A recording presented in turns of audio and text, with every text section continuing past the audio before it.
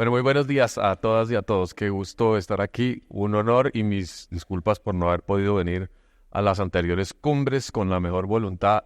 Indudablemente es un espacio fundamental para conversar acerca del futuro, acerca de la creación de futuro y de la participación del sector empresarial en la creación de ese futuro.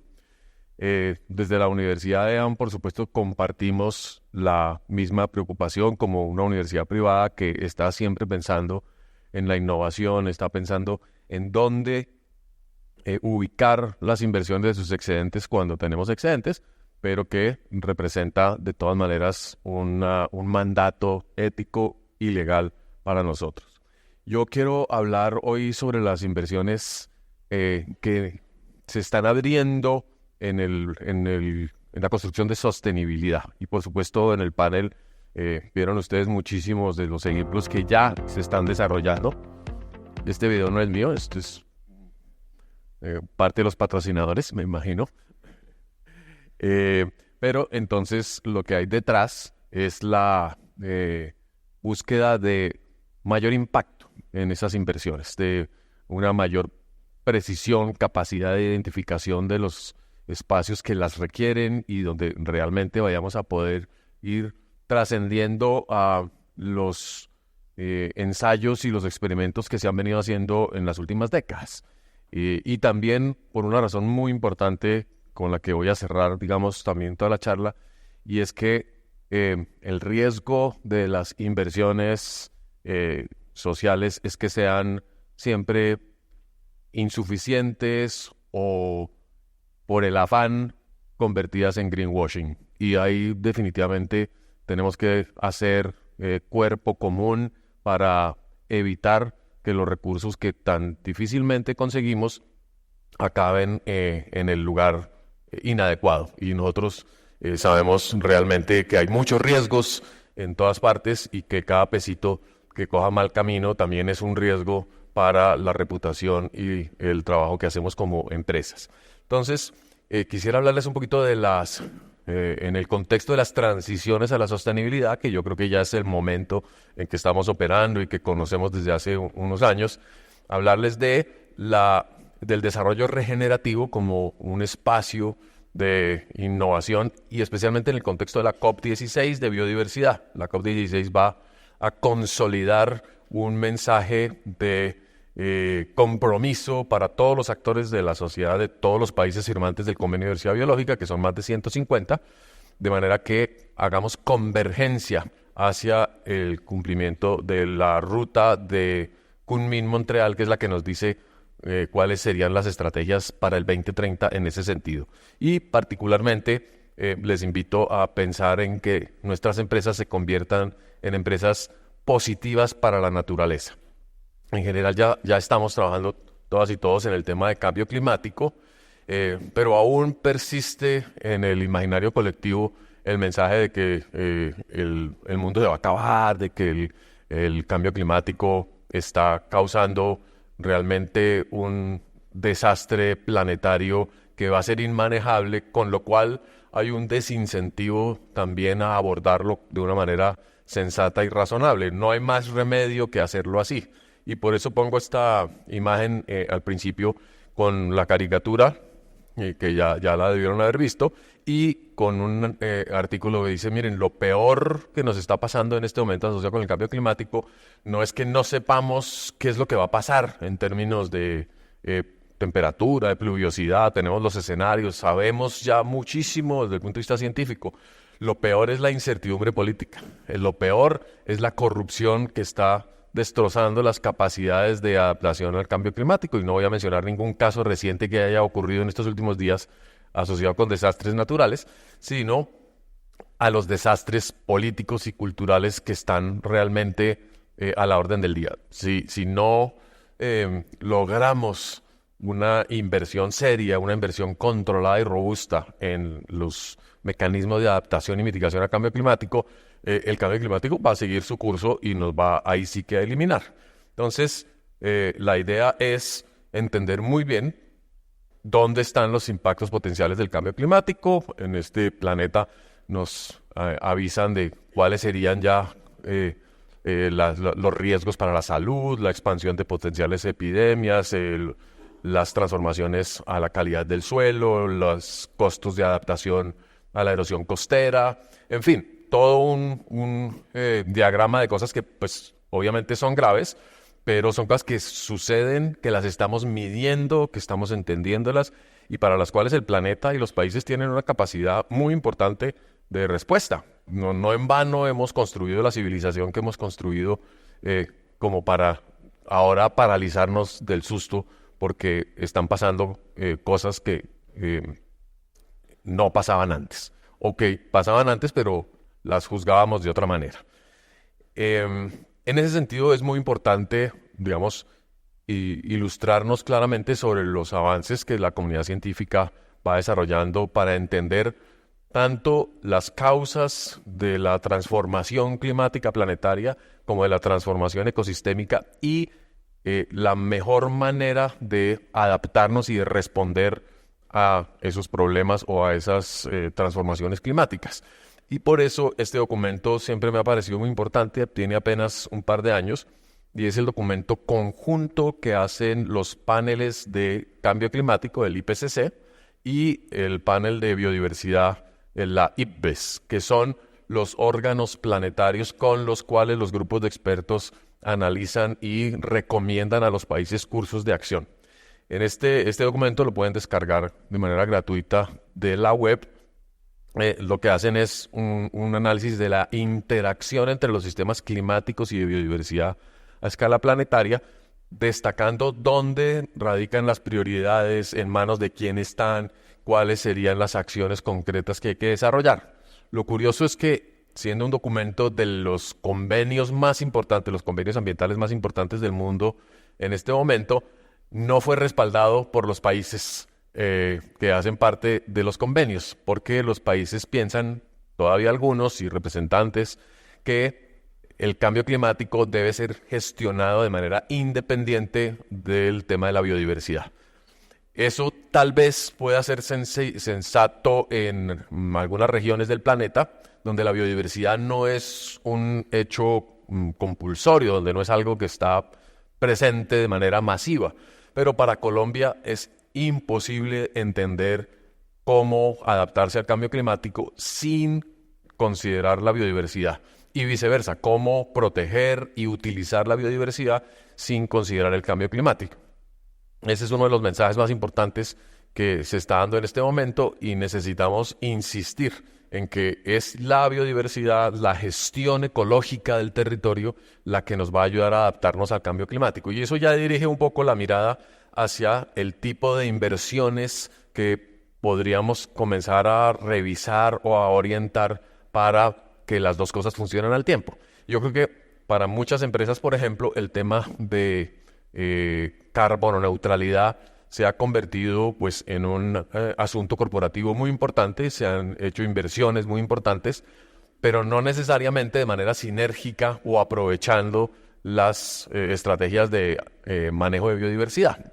De manera que diría que este es el momento con COP16, insisto, en que podemos unir al máximo las estrategias de adaptación y mitigación con las de recuperación y gestión de la biodiversidad. ¿Y eso por qué? Porque definitivamente, por ejemplo, en el caso amazónico, no podemos perder una hectárea más de selva. El riesgo de colapso del sistema de circulación climático amazónico andino es demasiado grande como para que nos distraigamos. Y nos distraigamos haciendo cosas que no convergen en temas realmente estratégicos. Entonces, detener la deforestación, detener la contaminación de los ríos, detener el empobrecimiento y la degradación de los suelos, se van convirtiendo en factores absolutamente prioritarios para las inversiones públicas y privadas. Y eso lo sistematiza muchas de las grandes organizaciones globales ambientales. Perdón porque hay algunas imágenes en inglés, pero son todas además muy recientes y creo que vale la pena además mantenerlas en el lenguaje original, que nos ayudan a entender dónde se crean esos vínculos específicos entre gestión de cambio climático y gestión de biodiversidad. en qué etapas de los ciclos vitales, en qué momento, digamos, encontramos el agua climática con el agua viviente, la producción agropecuaria con la biodiversidad que presta servicios ecosistémicos a la producción o los sistemas productivos que prestan servicios ecosistémicos al resto de la sociedad, porque sabemos, por ejemplo, que la agricultura presta servicios ecosistémicos. Entonces, en el centro de, digamos, de esa comprensión de la interacción de los sistemas climáticos y biodiversidad aparece siempre lo que llamamos las soluciones basadas en la naturaleza. A cada situación que estemos encontrando crítica en términos ambientales y sociales, podríamos, dice la hipótesis, construir o identificar una solución que sea inspirada en el funcionamiento, digamos, espontáneo de los ecosistemas. A mí la palabra naturaleza me parece un poco controversial porque pareciera que entonces cuando hablamos de naturaleza estamos separando el ámbito de la acción humana y de la tecnología y de la innovación del funcionamiento, digamos, biológico de los sistemas. Pero a lo que queremos llegar es a una construcción de soluciones que no deterioren aún más el funcionamiento ecológico del territorio o del mundo, ¿sí? Estamos, por ejemplo, discutiendo el uso de las geoingenierías, es decir, tecnologías para capturar CO2 y volverlo a inyectar al suelo, volverlo a inyectar al océano, convertirlo en materia prima. Hay muchas formas de geoingeniería. Una de ellas, por ejemplo, plantea rociar cierto tipo de sustancias en la estratosfera para bloquear la acción de los rayos solares. El riesgo de uno hacer semejante experimento es que de golpe se tira el planeta. Entonces, no es tan interesante al fin y al cabo. Pero entonces dicen, vamos a hacerlo de a poquitos, vamos a ensayar un pedacito de la estratosfera. Uno cómo separa la estratosfera, que es un bien común, para hacer ensayitos por aquí o por allá. Hay un libro de una periodista norteamericana que se llama El cielo blanco, y uno de los riesgos que corremos haciendo ese tipo de experimentos es que perdamos el azul del cielo. Y eso, pues, poéticamente sería muy duro, pero por supuesto tiene unas implicaciones sobre la supervivencia de los seres vivos muy importante. Entonces, tener cuidado con eso, ser muy, digamos, sensatos en la interpretación de los procesos biológicos, de los procesos climáticos y de los procesos sociales para no hacer que el remedio resulte peor que la enfermedad.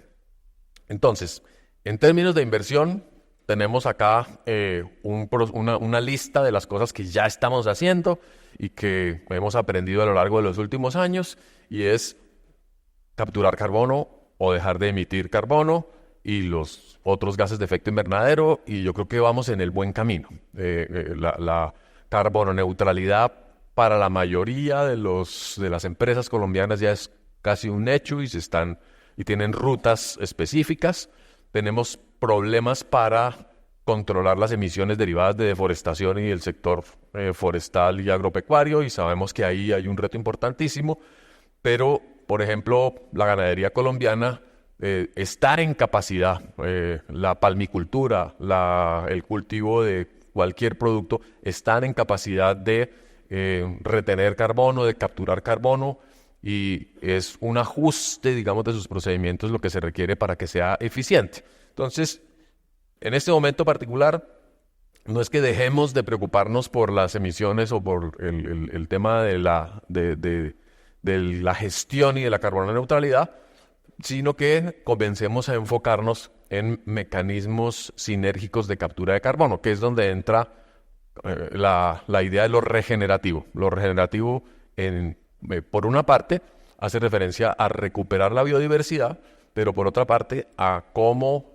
en el proceso de recuperar la biodiversidad capturamos carbono. Y el ejemplo más sencillo es lo que está sucediendo en los llanos orientales con procesos ganaderos o de producción de carne de cerdo.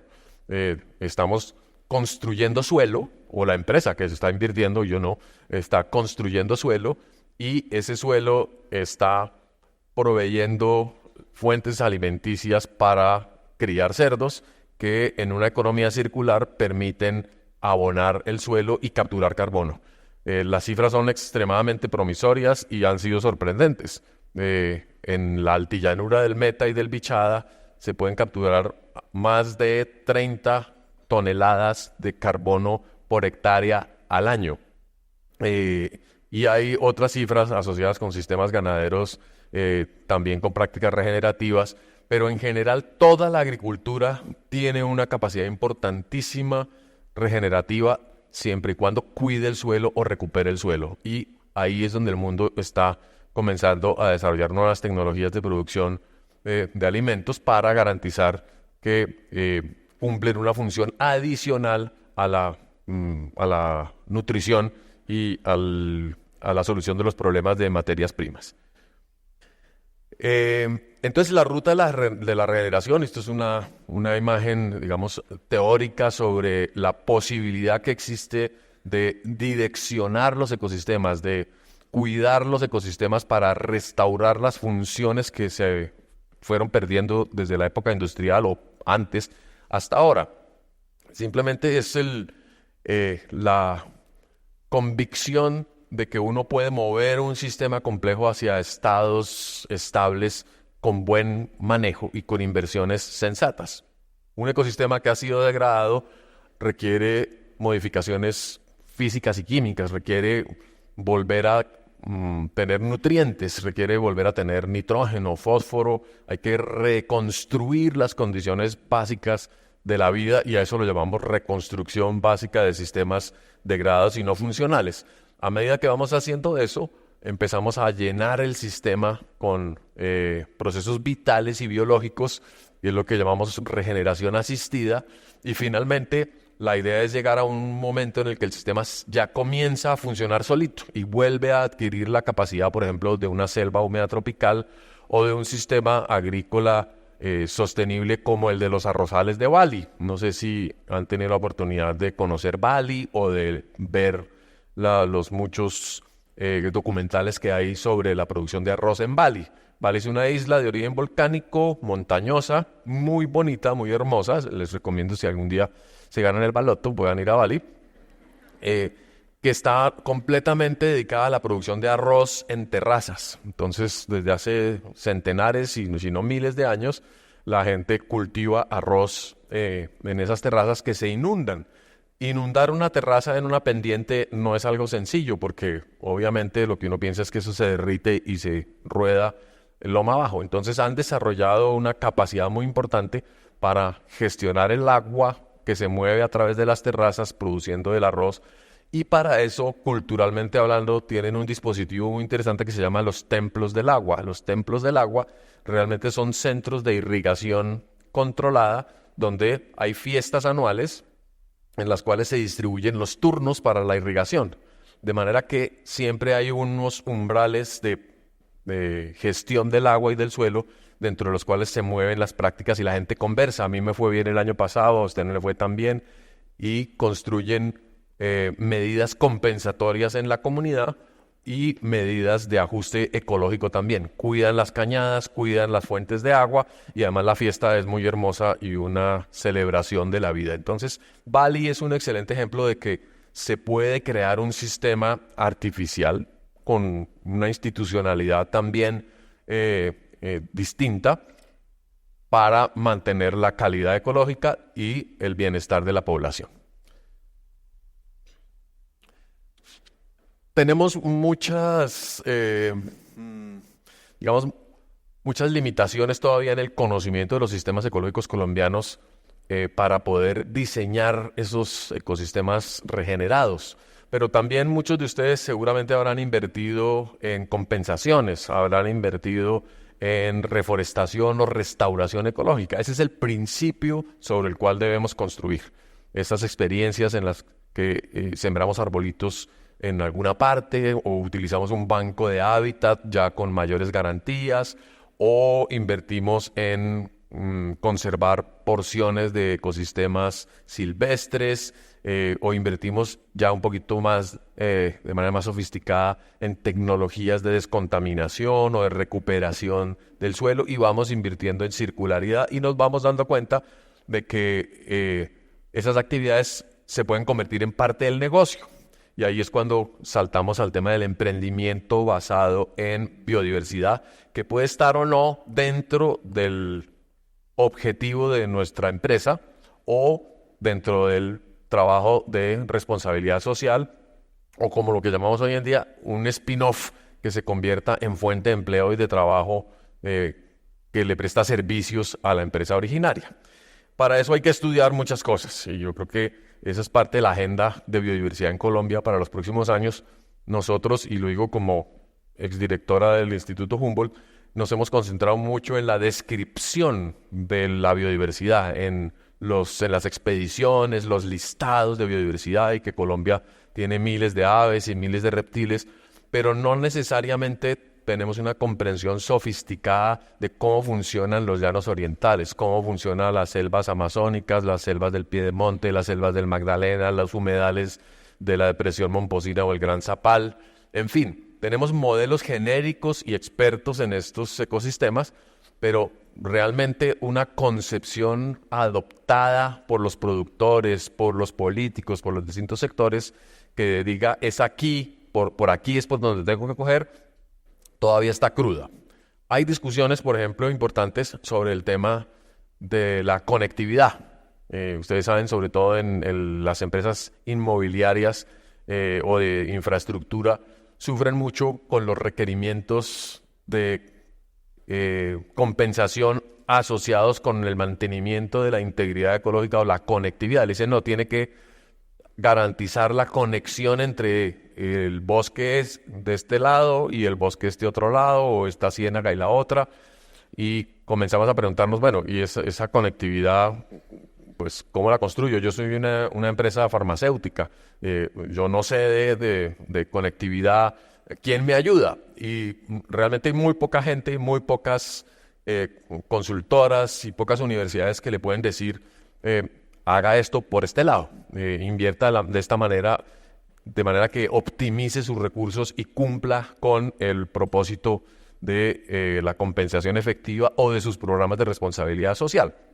Entonces, invertir en gestión de los ecosistemas no ha sido hasta ahora una posibilidad muy desarrollada por falta de conocimiento y por falta de conocimiento accesible, porque puede que haya mucho conocimiento en los papers, pero no necesariamente conocimiento que una empresa pueda rápidamente subir a sus plataformas.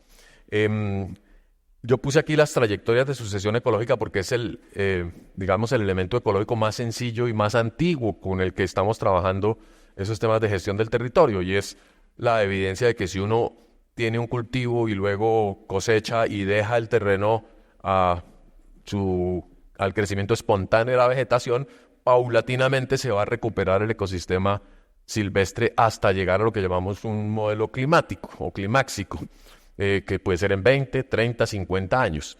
Lo que pasa es que eso es un modelo teórico, no es que suceda así todo el tiempo, y además uno siembra, cosecha, espera un tiempo y vuelve y siembra, vuelve y cosecha y así sucesivamente. Pero la noción de sucesión ecológica, de etapas de crecimiento y de cosechas, es muy importante para entender las dinámicas también de las inversiones que se requieren, por ejemplo, para restituir el funcionamiento ecológico en alguna parte del territorio. Si uno quiere hacer, por ejemplo, herramientas de manejo del paisaje, es decir, cercas vivas, protección de nacimientos de agua, áreas de captura de escorrentías contaminadas con nitrógeno, bosques productores de leña, que esperamos que no sean necesarios muy pronto, o cualquier otro tipo de herramienta de gestión del territorio, pues se requiere un nivel de conocimiento y de gestión que necesita interpretar procesos de largo plazo. Entonces la empresa le dice, no, podemos hacer esto y lo otro, y eso ¿cuándo lo voy a ver? Dentro de unos 15 años. No, mis metas de inversión son para el próximo año y yo tengo que demostrar que estos 50 millones o estos 1.000 millones ya atrajeron las aves que están amenazadas. Y digo, pues le tocará con un bosque plástico porque definitivamente la velocidad ecológica no se puede acelerar por más que yo tenga plata. Y eso es un poco una de las frustraciones que también tenemos en ecología y en ciencia, porque hay que esperar a que crezcan los árboles. Siempre pasa eso. Sin embargo, con ecosistemas acuáticos es mucho más satisfactorio. Uno puede reconstruir humedales, puede construir humedales artificiales que en cuestión de 2 o 3 años se convierten en humedales prácticamente idénticos a los que existían previamente o que cumplen las funciones previas. Entonces, por el momento, y siendo Colombia un país de biodiversidad acuática, también estamos insistiendo mucho en la gestión de humedales como inversiones potenciales para las empresas, porque uno sí tiene ingeniería para hacer esas cosas. Y sobre todo ciertas empresas que tienen capacidad. Las empresas mineras son buenísimas porque tienen la maquinaria y porque, por ejemplo, parte de su forma de explorar, sobre todo en las de oro del Magdalena Medio, por ejemplo, implica la transformación de ciénagas y humedales que se puede dirigir rápidamente hacia la conformación de territorios anfibios gestionados. Entonces, ahí hay un potencial interesantísimo. Este es en síntesis como la idea de que uno puede hacer inversiones asociadas con su sistema productivo que sean degradativas del territorio y del funcionamiento ecológico del territorio, o que sean agradativas, es decir, que fomenten su recuperación y su restauración. Entonces, está la dirección hacia la regeneración o hacia la degeneración, y pongo esa diapositiva en portugués porque es muy patente el contraste entre esas dos palabras, un sistema degenerativo y un sistema regenerativo, para que no se les olvide nunca.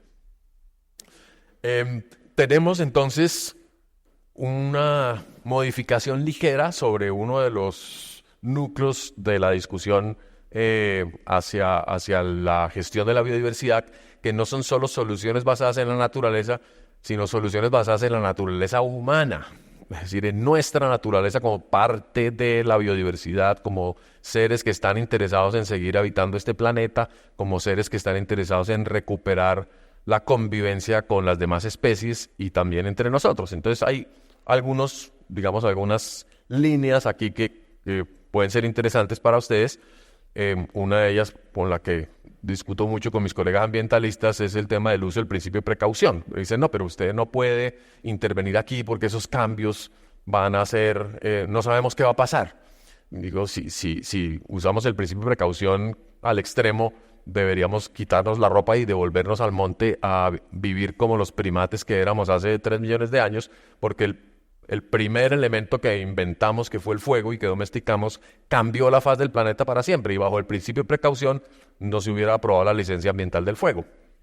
Entonces, ese es un elemento importante hoy en día. Y el otro, y con el que voy concluyendo, es la noción de definición de espacios de operación segura para el trabajo de las empresas. A todos nos interesa habitar con seguridad el territorio, y por seguridad no me refiero al orden público, sino me refiero a la seguridad hidrológica, la seguridad climática, la seguridad energética. Esas seguridades que ya están, digamos, bien descritas en lo que llamamos el nexus, la integridad de los procesos ecosistémicos, se gestiona hoy en día a escala del paisaje, y por eso entonces hablamos de que podemos diseñar paisajes, podemos realmente intervenir en el paisaje. Esta imagen es del Consorcio Global de Minería y Metales, y claramente en sus principios ya incorporan esa noción de gestión del paisaje. Es decir, las empresas mineras transformamos los paisajes. Sí, a veces hacemos unos huecos inmensos, tremendos, que a la gente le parecen un desastre, pero en el ciclo minero completo, bajo una buena gestión, lo que hacemos es crear los paisajes del futuro. No van a ser los mismos de hace 50 o 100 años, pero pueden ser paisajes con la misma biodiversidad y con oportunidades alternativas muy interesantes. Vemos minas en Canadá y en Europa que hoy en día, después de haber sido abandonadas, se convierten en parques biológicos, refugios de la biodiversidad. Eso en Colombia decirlo es anatema. Espero que algún día podamos realmente reivindicar el potencial de la minería como gestión positiva de la biodiversidad. Vamos en ese camino. Por eso les quiero presentar al final, y seguramente también algunos la conocen, la iniciativa de naturaleza positiva del Consejo Mundial de Negocios para el Desarrollo Sostenible. Es una iniciativa que se lanzó en septiembre del año pasado y que hoy en día ha ido configurando fuerzas de trabajo para intervenir de manera positiva en la recuperación de naturaleza al 2030. Y ese es el tema de la implementación del marco de Kunming-Montreal, que se va a discutir aquí en Cali en octubre, evaluando cómo los distintos actores de la sociedad contribuyen con esas metas. El gobierno nacional ha abierto espacios de discusión al respecto. Creo que podría ser más abierto y especialmente invitar más al sector privado y a las empresas por las experiencias sistematizadas que existen al respecto. Pero bueno, lo cierto es que tenemos la posibilidad de contar en Cali qué estamos haciendo para el cumplimiento de las estrategias nacionales de biodiversidad. Y aquí creo que concluyo con esta. ¿Qué significa entonces hacer eso? Es asociarse, cuestionar, contribuir con la Estrategia Nacional de Biodiversidad, en la cual hay lineamientos genéricos de las áreas prioritarias, los temas prioritarios, los compromisos que van a ser público-privados para la biodiversidad en el futuro. Muchas gracias.